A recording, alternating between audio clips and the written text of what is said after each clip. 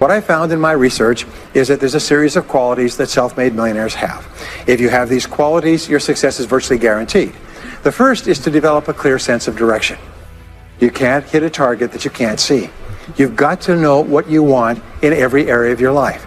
Some years ago, I worked with the Hunt Oil Company in Texas. The Hunt Oil Company was founded by H.L. Hunt, who became the wealthiest, self-made, multi-billionaire in the world.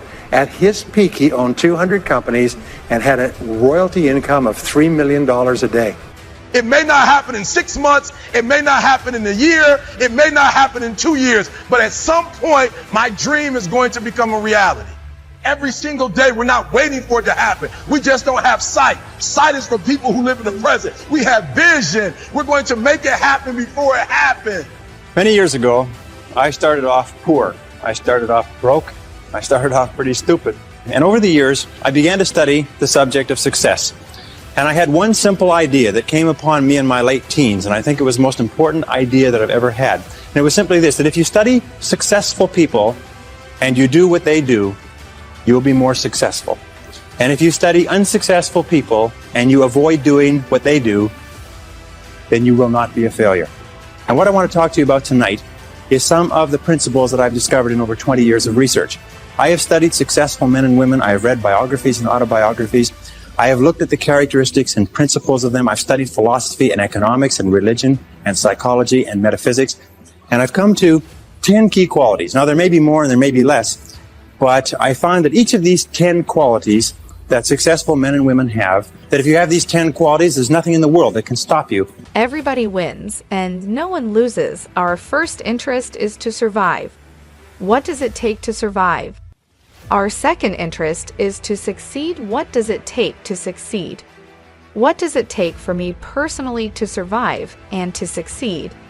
Can I legitimately be interested enough in the things that help me both succeed and survive? Here's what I discovered. The answer is yes.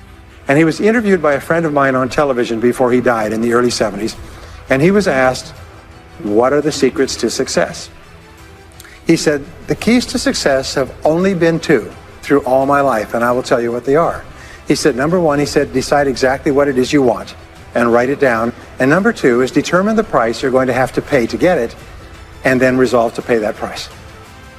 Now, let me give you a quick exercise, which is my only take-home or homework exercise for our time together. I want you to take a piece of paper like this and write down 10 goals that you'd like to accomplish in the next 12 months. Write the word goals and today's date at the top of the page. Write down 10 goals you'd like to accomplish, and then ask yourself this great question. If you could only accomplish one goal on this list, which one goal would have the greatest positive impact on your life? Now, this is a great question because it'll usually jump out at you. You say, that's the one. If I had this, that would have more of an impact on my life than anything else. Put a circle around that goal and then turn the page over and write it at the top of the page. Set a deadline on the goal. Make a list of everything that you could think of to do to achieve the goal, and then begin working on your list. And here's the kicker. Do something every day. Do something every day that moves you one step forward towards your major goal. My promise to you that this exercise, selecting your most important goal, making a plan, and working on it every day, will change your life in ways that you cannot imagine. It is the secret to becoming a self-made millionaire. My promise to you is a week, a month, a year from now, you'll look back and you'll be absolutely staggered at the difference it makes. You got to write, even if no one published your book, write, because that was given to you to do. Everything in you is telling you to stop, to give up. Every muscle is aching. And you're saying to yourself, You can do it. Where you are is temporary. You will not be there for the rest of your life. all the people couldn't see it. A lot of people didn't believe it. You were attacked. You were criticized. People were opposing you, but you kept on doing it. It was hard. It was rough. It was difficult. But to you, it was worth it. So let's talk about these principles. The first principle is clarity. So it means clarity of thinking. It means thinking clearly, and it extends from thinking clearly to a series of other things. With regard to clarity, it means the ability to determine exactly what it is that you want to be, have, or do in life. And the more I study successful men and women, the more I find that every single one of them, the top 5%, are very clear about where it is they're going and what it is they want to accomplish. And when I look at unsuccessful men and women, or men and women who seem to be unhappy and floundering, I find that almost invariably they have a very, very limited sense of direction, sometimes no sense of direction at all. As they say, if you don't know where you're going, any road will take you there. If you do not have clear, specific goals for your life, you are doomed forever to work for people who do. And that seems to be the case. And yet only 5% of people have goals. So the key starting point with regard to clarity is to know where it is you're going and what it is you want to be and what it is you want to have and what it is you want to do. The second key with regard to clarity is decisiveness. Be decisive. I have never met a successful person who was indecisive, and I've never met a failure who is decisive. Be decisive. Develop the characteristic and quality of decisiveness. We know that the reason why we are indecisive is because we're afraid of making a mistake.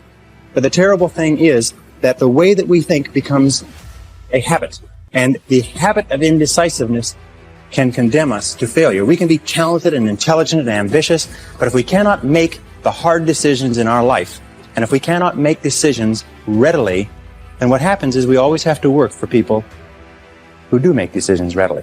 Now, the interesting thing about decisions is that about 80% of decisions should be made the first time they come up. And if you make decisions every single time they come up, sooner or later you will develop the habit of decisiveness. You'll be very clear about what it is you want, and it's easy to make decisions if you know what it is you want to accomplish. I was giving a seminar not long ago, and a gentleman came up to me. He said, you know that goal setting exercise? It changed my life. He said, I was broke, I was divorced. He says, I was an alcoholic, and somebody dragged me to one of your seminars. He said, and I did that exercise, and I picked my major goal. He said, it changed my life. I said, in what way? He said, today, he said, I'm worth $40 million. I said, wow. He said, yes, and I owe it to that lesson. Number two is trust your ideas.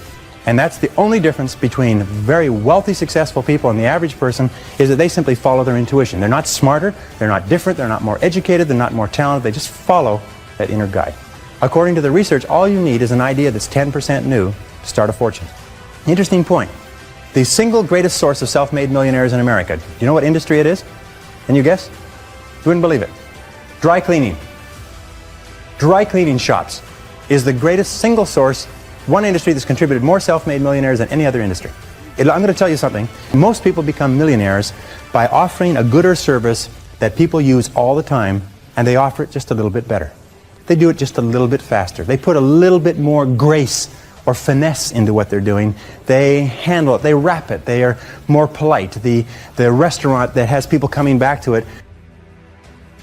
The most amazing thing that you found throughout your life is that when you make a decision, that wonderful quote that Cam quotes, when you make a decision, nature moves too. All manner of things begin to happen that would not have happened in the absence of the decision.